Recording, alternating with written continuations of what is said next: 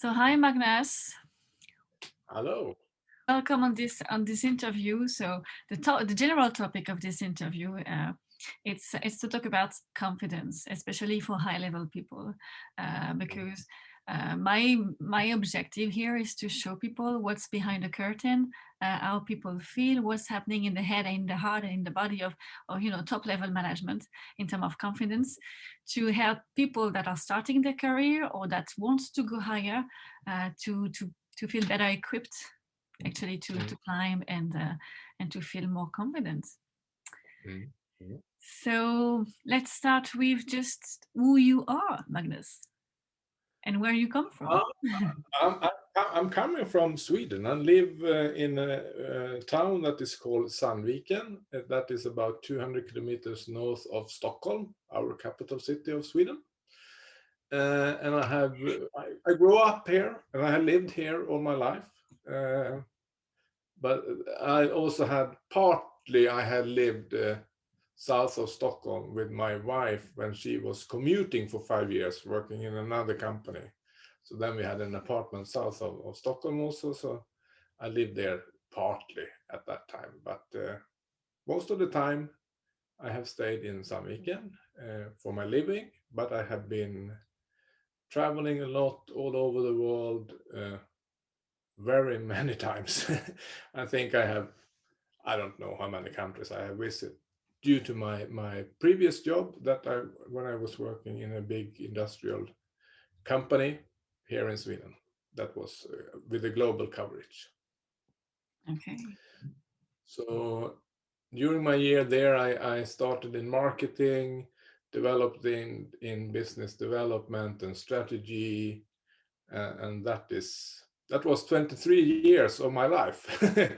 And then I decided to stop there and go back to start my own company, coaching people. I used to say I'm a mental business coach, so I work with the mental part of the business now. I'm more interested in how people act, feel, and behave than really in the money that the company is generating. In my previous life, I was focusing more on the money. Now I'm focusing much more on the people. Okay. Good. And during that time also, I will say that I was leading a program for leadership training high potential people that we wanted to be successful for the future.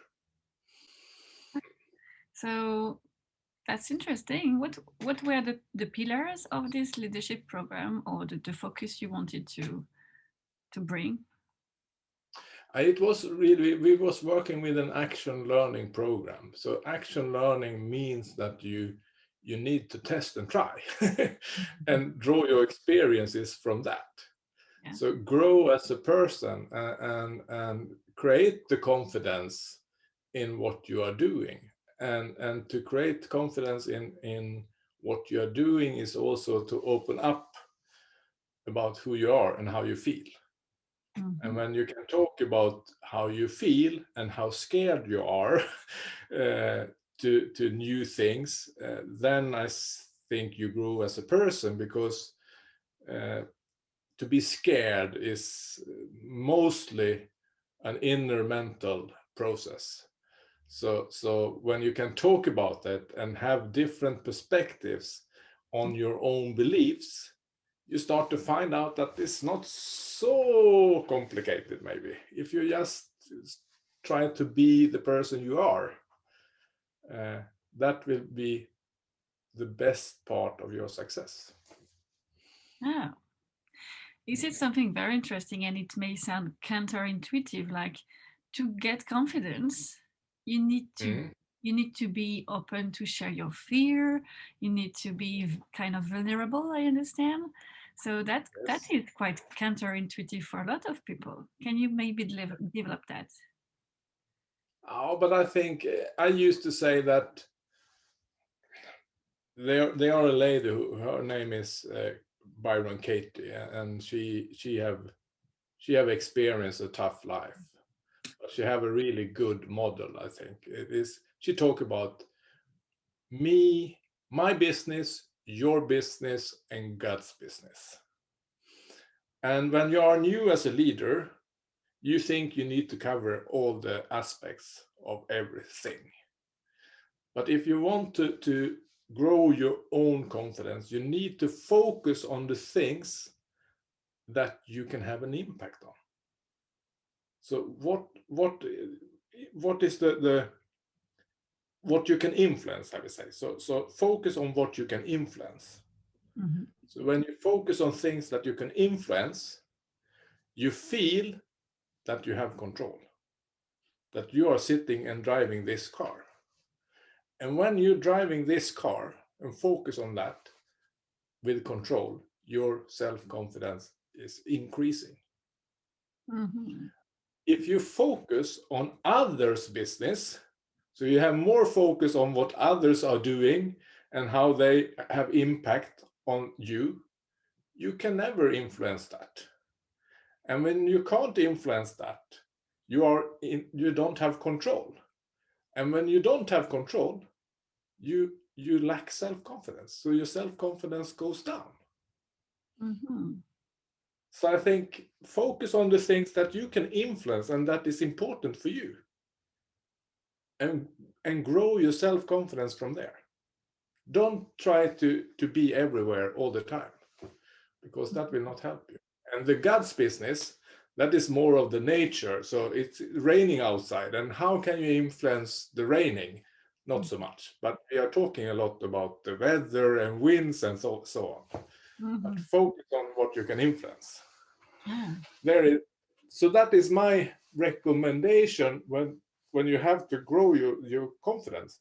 Focus on the things that you can influence, Okay. and focus on that, and reflect on that every day, every evening. I used to say that, so what did you do good today? What can you improve? And how will you do that? Mhm. And if you do that regularly every day, you will start to see a pattern, and you start to see where the things where you're really good at, and then keep on pushing these strengths. So you build up your self-confidence. That's very interesting and very pragmatic. Yeah. I understand this link between confidence and control. Um, I guess there is a challenge when you get higher and you get more exposure or more responsibilities. You may be diluted in you have so many areas of control.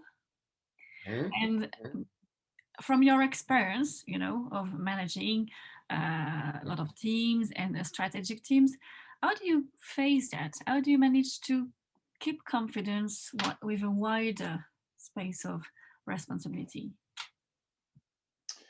Um, my experience is also when you meet these people, uh, and we can't generalize, but they are different people. But I have met so many people that are successful but not necessarily happy. Mm. They Mhm. are successful but not necessarily happy.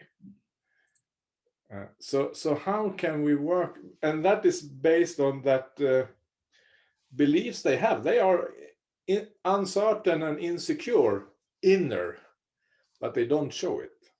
Mhm. And in my experience, then, is to talk about it, because it is mentally here. Most of the things are in your own brain, ongoing here, and you don't talk about it because you start to have some kind of fence between yourself and others.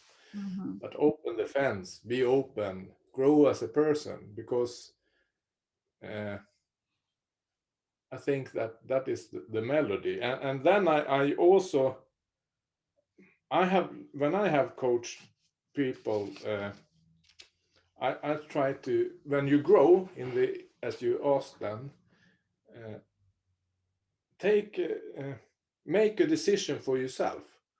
What do you must be informed about in this company? What uh, what should you be informed about? Mhm. And what do you want to be informed about and why. So you categorize into that, because if you should keep your self-confidence, because you can't be involved in everything. Mm-hmm. And if you're a youngster or not so experienced, you try to be everywhere, but that never works. So I think if you use these three boxes or baskets of what must be informed about, should be informed about, and won't be informed about, then you can prioritize also when the pressure comes. Mm-hmm. And then you should just focus on the must be informed about. All the others can wait. And that is also a way how you can sort your inbox of email. Yeah, prioritization. Yes. Mm. Mm. And it Was that the answer on your question? yeah, definitely. I will jump on the open up, open yourself, and this, share, you say, talk to people. I think there is something that top manager may feel, and I wait you to confirm me or not from your experience, is that as a top manager you may feel quite lonely sometimes, and you may have the difficulty to open up. So how did you do? And especially, what are the issue if you don't do it? I think it is important to, the easiest way is to talk to people that are in the same situation as yourself, but not necessarily in your own company. So find people that are like peers, but somewhere else, and share experience. I think that is important, because you can always learn from others.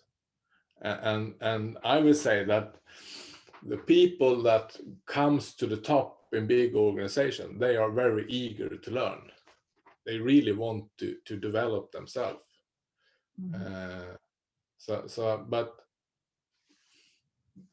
But they have a fear. They want to avoid pain, and they want to achieve pleasure, as all other people wants.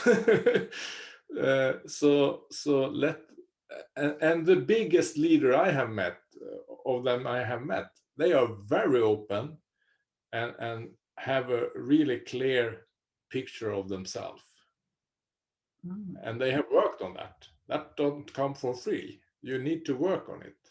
So your picture of yourself is much, much more important than the self-confidence, because the self-confidence is what you, based on what things you are doing, but the self picture is who you are. And when you know who you are, when you know where is your strengths, when you know where is your weakness, where you know when you have to reach out to others, and you do that naturally, then you will be the best manager ever in the eyes of people working with you. Mm-hmm. That's aligned with what the leadership experts talk about. The higher you go, the more self-development you need to do, you need to take. How that makes a difference from your point of view, from a leader that has done that self-development and a leader that doesn't do that development? But it is, I used to say, either you develop yourself or you liquid yourself. Liquidation, like. So you have two choices. And people that always want to develop themselves, that is a journey that never ends. My father, he is 85 years old, he still works. He will never stop developing himself. He'll learn new things every week. That's a feature of the leaders. Yes, I think so. Don't stop. Don't stop.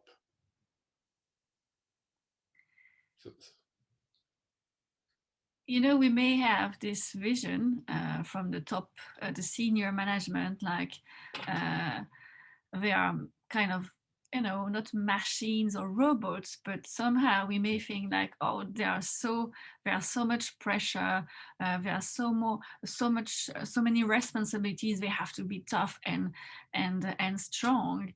Um, how about the emotional management at that level, from your experience? Depends on what you include in emotional management from your perspective.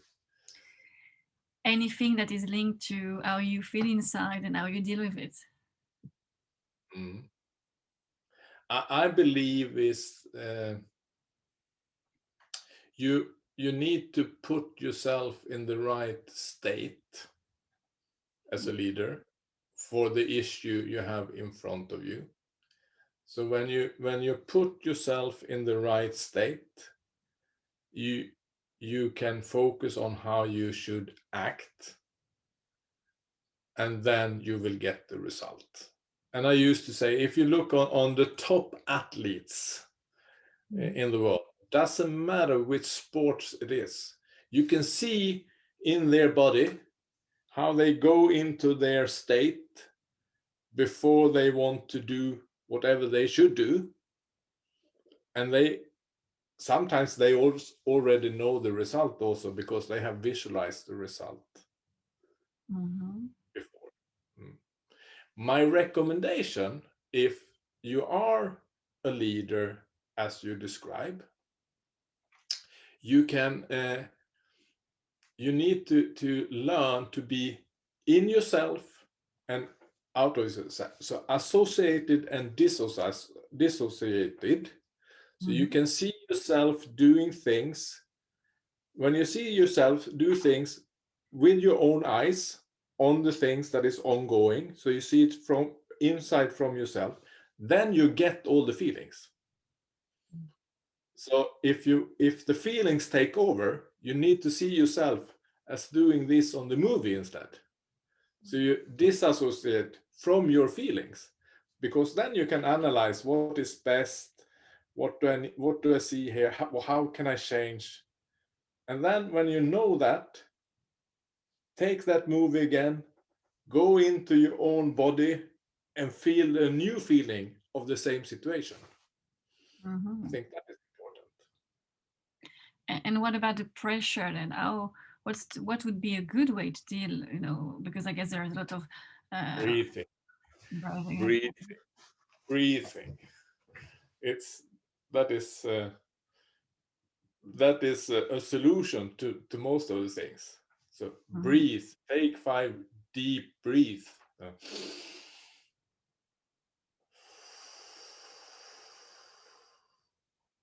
And do that 5 times.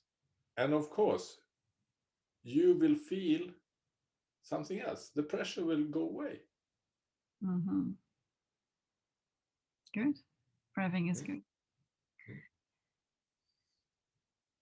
Can you share us something that most people don't know about confidence and top management?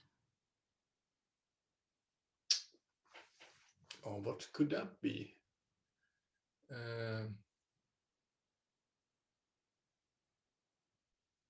That was a tricky question for me.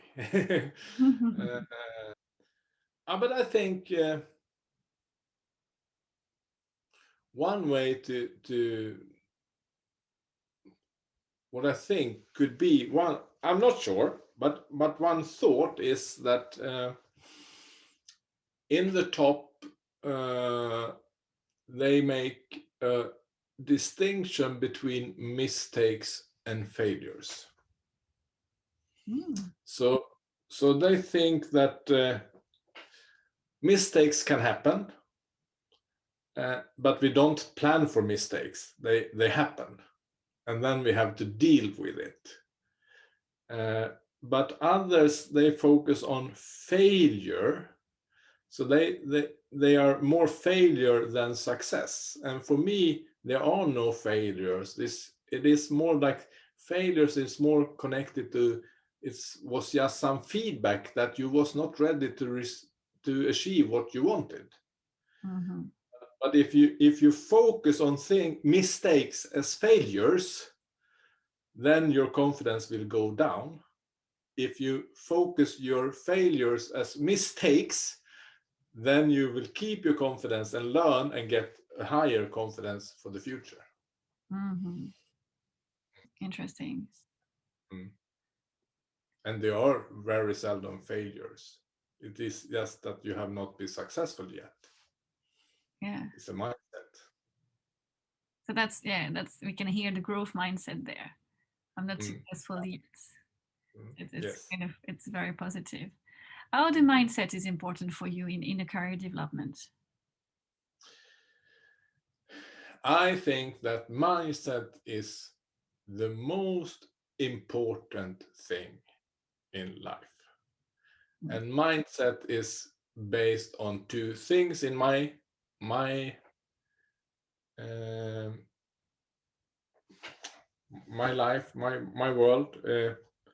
So it's the beliefs, and beliefs is your thoughts, and it is your values, and your values become your feelings.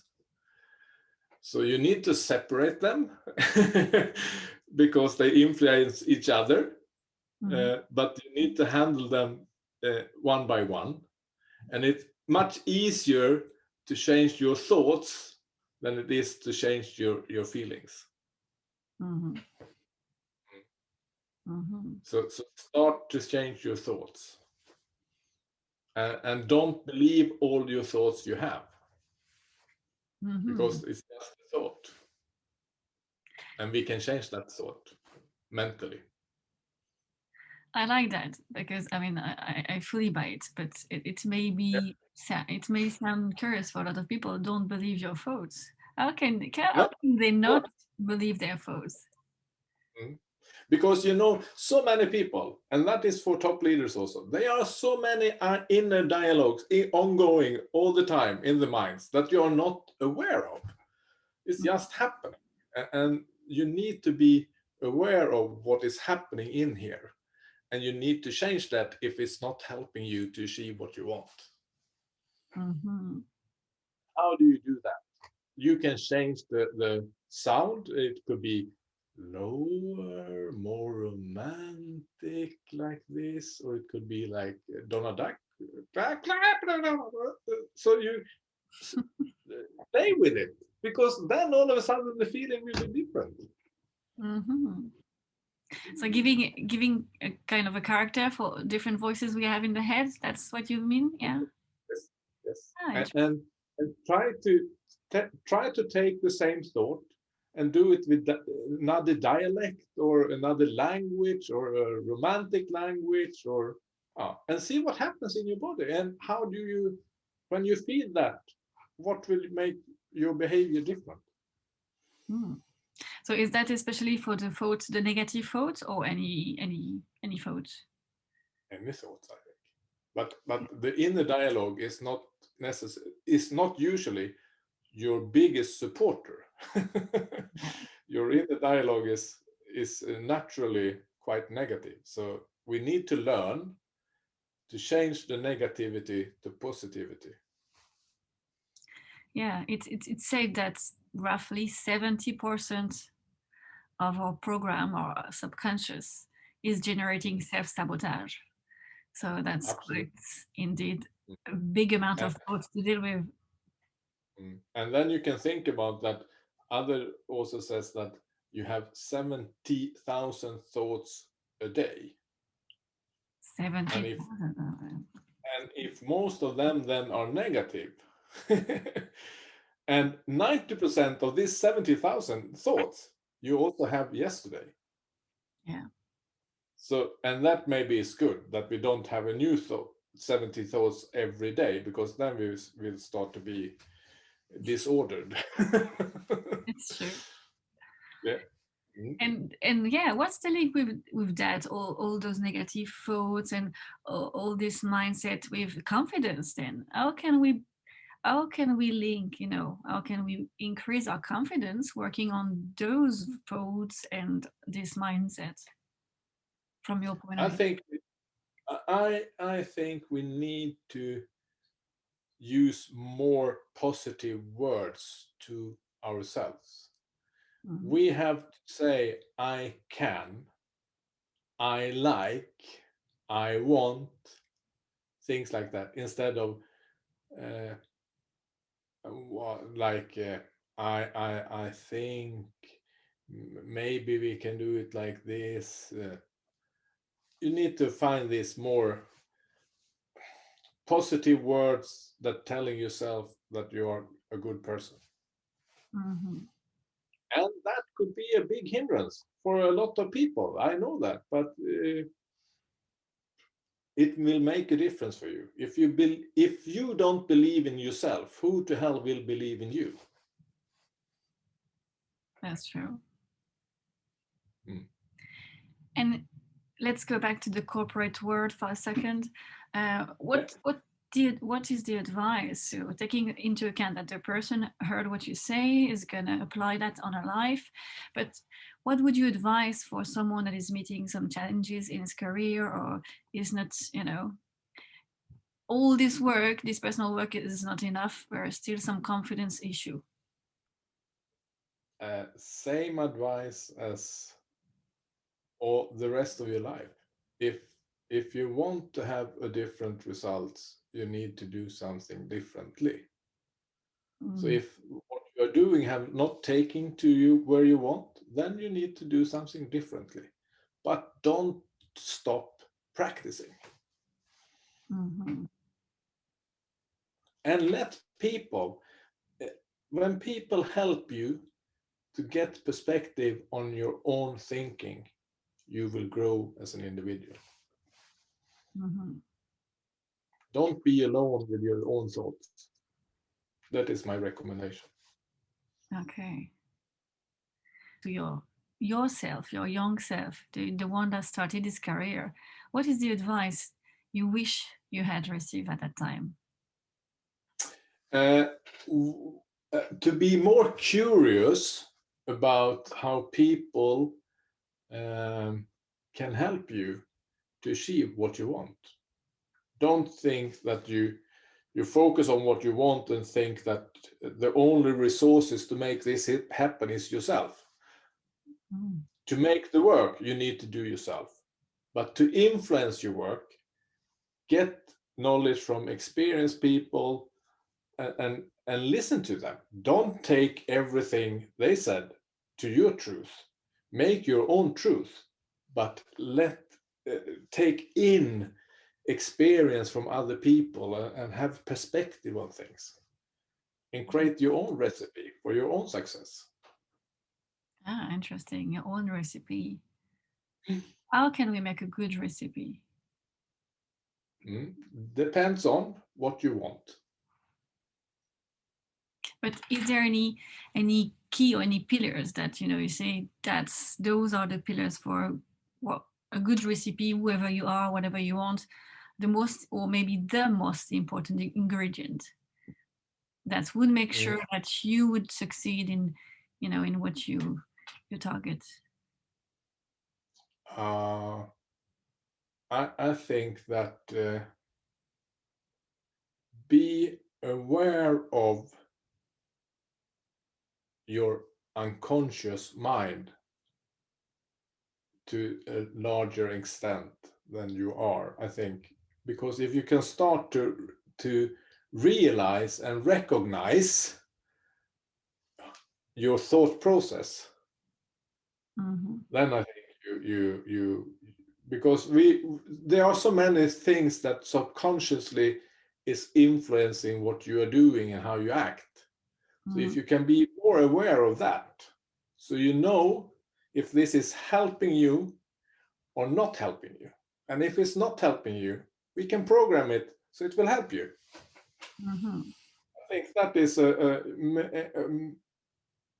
big ingredient of success, to be aware of your subconsciously behavior. And I guess it is something difficult to do on your own. What kind of resource, or what do you recommend for people to do? You know, I started to studying coaching 2007 on a deeper level than before.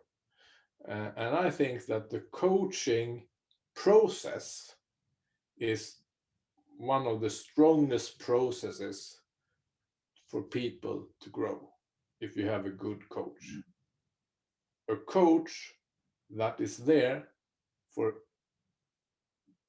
helping you to help yourself, not a coach that starts to be a mentor or a um, consultant, because these kind of coaches, I don't think that will help you so much. But a person that can follow your journey and ask you questions and listen to your story, give some perspective on the story, so you can think yourself, work with your mindset, and have a structure for a program. That could be a 3 months program, 6 months program, nine, doesn't matter. It's not a one shot session because that will not help them. Yeah. And it's something that usually people may think it's only, you know, for top managers, like coaching. What do you think about that? No, I think that every person will have a benefit from a coach.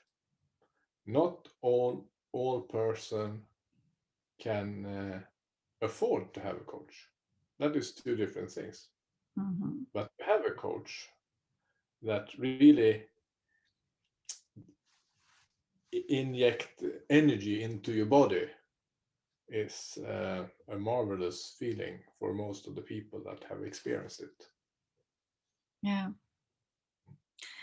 Because we have so much potential within that we are not aware of.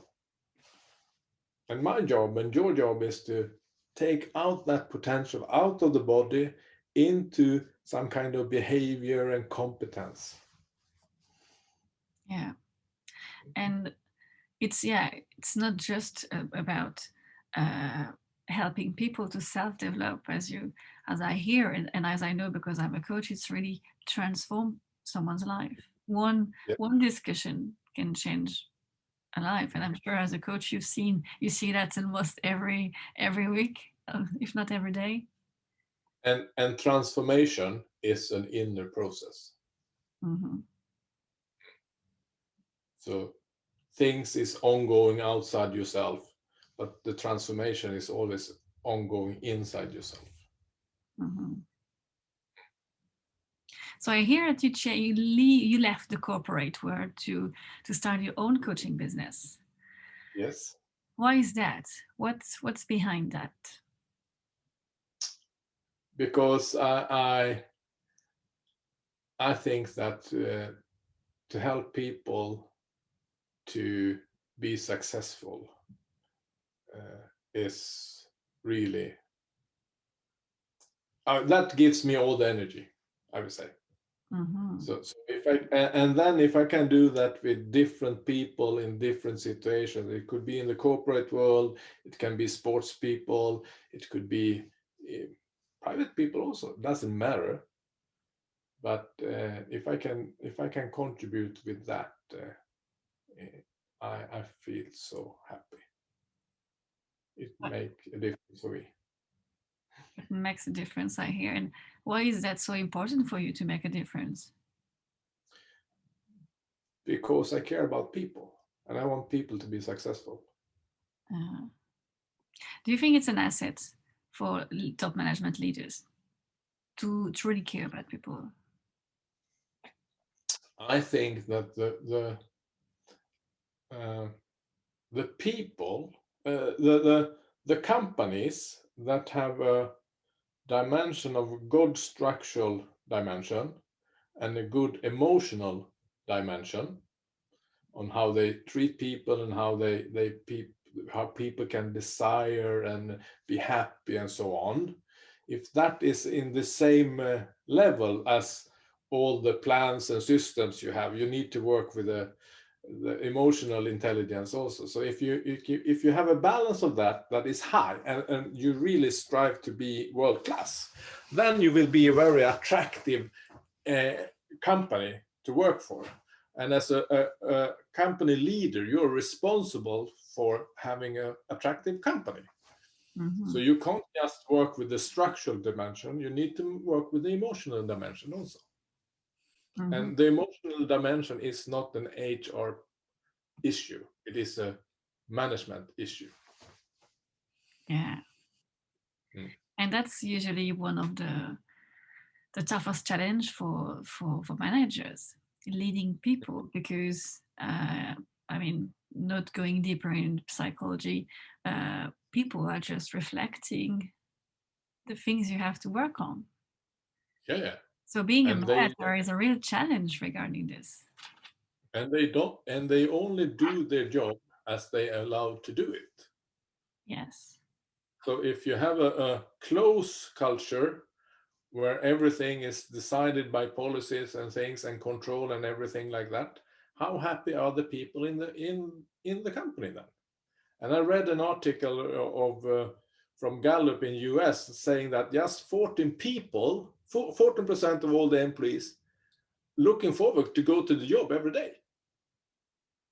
So the rest, they don't feel so good to go to work, and I don't think that is a bright future for anyone. So how can we make this more inspiring, so we can utilize the potential of the people? Don't control them, let them free, let them contribute, focus more on the direction we want to go than how to do things.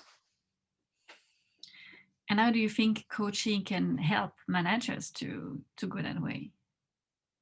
To be more confidence in themselves, that they don't have to control everything. They need to see them as the people that inspire people. They don't need to be the best man in the class. They have other people that is better than themselves. Their role is to be the leader, to put together all the puzzle and pieces. So this will go from working efficient to become effectful. Very interesting.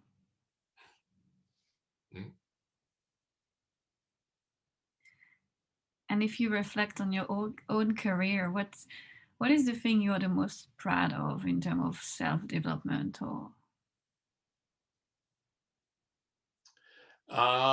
the biggest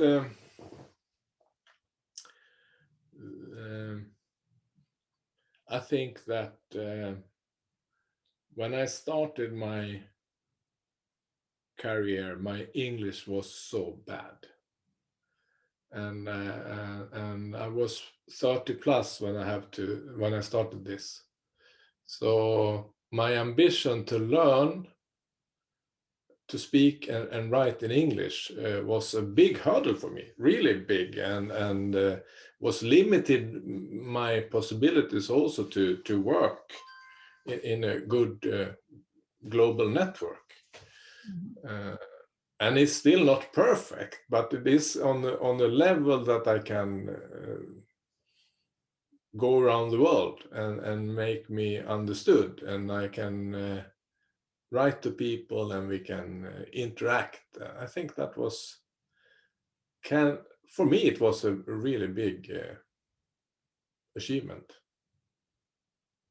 okay. Because I always had to believe that I couldn't learn English when I was old. So A limiting belief, I hear. yes, that I changed. How did you do that? Practicing, asking, learn a lot, ask people, why is it like this and not like this? What is the word for this? I went to study in England. I start to interact with other people. I was never afraid to talk, but not necessarily that the other person understood what I said. but now I think I can make me understood. Sure. Clearly. Great. So you gave a lot of very good advice, practical advice. One more thing that I also think that I really contribute with during my period of time is that when you work in big organizations, you have a focus that is very inside out. So you talk about yourself and focusing on your processes and procedures and your products and blah, blah, blah. And I wanted to try to balance that much more so we can have a more outside in perspective on what we are doing also. So we can see it from the customer's needs to larger extent and have services that really is focusing on the customer, not necessarily on ourselves. I think also that was things that have a big influence on the development. Yes. Yeah. It was one corporate and one personal one. Good. And I think it's, yeah, you can copy paste that into the leadership, like the manager needs to think more about the team, like the internal clients or things like this, rather than what he wants. And I used to say it needs to be in balance. So it's not that you should not focus inside out, and it's not that you should not focus outside in. It's a balance between them. So they are in balance. Sometimes you focus on yourself, sometimes you focus on the people you are there for. And when you have that in balance, you have good processes that is linked together between the customer and the companies. Right. And then we see that we come to happy instead of win-win. Ah, interesting. Happy instead of win-win. Mm. How does that make a difference? Yeah, but win-win. You can't have two winners. You can just have one winner. But you can have people that is happy. I love that. Happy. Advice, just one last question. What do you think is for you, from your point of view, is the most important quality for a leader? For a leader that wants to develop and go higher? Be honest to yourself. Mm-hmm. Because if you're honest to yourself, you will treat yourself in a good way. So be honest to yourself. Great one. Thank you. And the last advice then, any last advice you would give to anyone that wants to reach a high level of management in his career? And I have learned from my mentors a good model, I would say, and it's called the craft model. mm-hmm. So it starts with, what do you want to achieve? How do you need to act to achieve that? So what are the activities you need to do? Have a feedback loop on, are you on the way to your results or not? And if you are not on your way to your result, you need to test something new. Mm-hmm. And the C in the middle is communication. So you always need to communicate about your result. You always need to communicate about the activities you want to do. You always need to communicate about the feedback session, so you know if you are on the right track to the result or not. And you need to communicate about testing new things that will change. If something goes wrong, you need to test something else. So I think that is an excellent model, simple to remember. Craft. Yeah, interesting. I'll take note of that. Craft. Mm. Thank you very much. It's all this information is very useful, very practical again, and I'm sure it will help a lot of people. So yeah, but the only thing I want to say is that if you don't do anything, nothing will happen. So try and test and do. Yes. It's not more complicated than that. And this is usually very underrated. Yeah. Yes. Thank you very much, Magnus. Thank you.